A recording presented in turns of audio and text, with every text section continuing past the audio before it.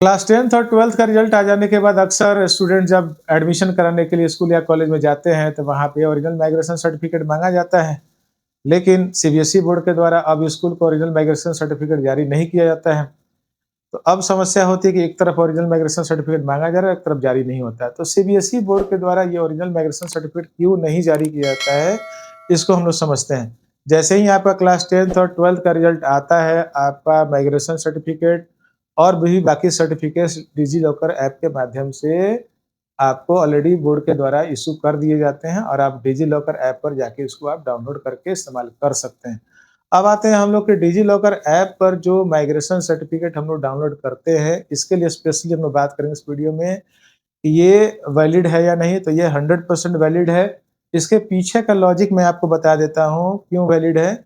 सबसे पहले आप जानिए कि जो आईटी रूल है उसके अकॉर्डिंग डिजी लॉकर से इशूड किए गए डॉक्यूमेंट को ओरिजिनल फिजिकल डॉक्यूमेंट के बराबर माना गया है। और साथ ही साथ अगर हम लोग नेक्स्ट पॉइंट पे बात करेंगे तो यूजीसी के द्वारा 3 जनवरी 2022 को लेटर इशू किया गया है, जिसमें क्लियरली कहा गया है कि डिजी लॉकर के माध्यम से जो भी डॉक्यूमेंट्स इशू किए जाते हैं, उन सभी डॉक्यूमेंट्स को मान्यता देते हुए आप बच्चों का एडमिशन करें। इसके अतिरिक्त अगर हम लोग बात कर लें तो डिजी लॉकर ऐप से जैसे ही आप माइग्रेशन सर्टिफिकेट डाउनलोड करेंगे, तो उसके वैलिडिटी के लिए उसपे आपका क्या होता है, यहाँ डिजिटल सिग्नेचर उस डिपार्टमेंट के द्वारा सीबीएसई बोर्ड के द्वारा ऑलरेडी किया हुआ रहता है और साथ ही साथ इस पे एक क्यूआर कोड भी मेंशन रहता है, जिसको आप स्कैन करेंगे तो आपको क्या होगा कि कैंडिडेट का पूरा डिटेल आपके मोबाइल पे आ जाएगा, जो इसके ओरिजिनल होने का या इसके वैलिड होने का सबसे अच्छा प्रमाण है। चूँकि आज के समय में ओरिजिनल सर्टिफिकेट्स तो कुछ भी बनाया जा सकता है, क्योंकि आप देखते हैं कि अभी तो नोट नकली लोग छाप देता है, तो सर्टिफिकेट छापना कौन-सा बड़ी बात है। तो ये देखिए कितना आसान है कि आप क्यूआर कोड से सिंपली स्कैन करके आप पता कर सकते हैं कि ये डॉक्यूमेंट कितना वैलिड है या नहीं।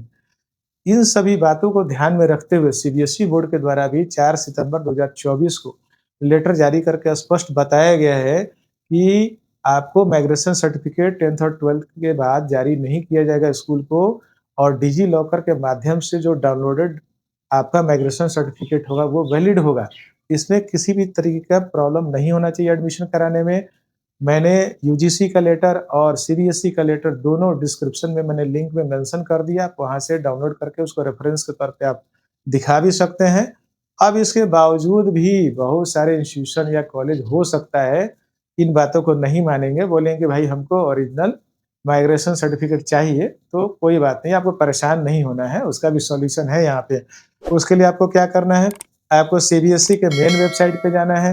जब वहाँ आप क्लिक करिएगा तो आपको इस तरीके से पेज खुलेगा और इसको आप स्क्रॉल करिएगा। स्क्रॉल करने पे आपको जो है यहाँ पे एक डुप्लीकेट एकेडमिक डॉक्यूमेंट सिस्टम डीएडीएस हम लोग शॉर्टकट में बोलते हैं, वो लिंक मिलेगा, उस पे आप क्लिक करिएगा और क्लिक करके आप जो भी रिक्वायर्ड इन्फॉर्मेशन होगा उसको आप भर के पेमेंट करके माइग्रेशन सर्टिफिकेट की ओरिजिनल कॉपी घर बैठे आप मंगा सकते हैं या बोर्ड से भी बाय हैंड कलेक्ट कर सकते हैं। तो ये सारा तरीका आप अपना सकते हैं एक बार रिजल्ट आ जाने के बाद और आप आराम से आगे एडमिशन लेकर कॉलेज में आगे की पढ़ाई जारी रख सकते हैं।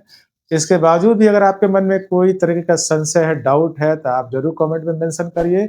मैं आपको डिटेल में समझाने की कोशिश करूँगा और ऐसे ही इन्फॉर्मेटिव वीडियोज़ के लिए आप मुझे फॉलो कर लीजिए, लाइक एंड सब्सक्राइब कर लीजिए। Thank you very much.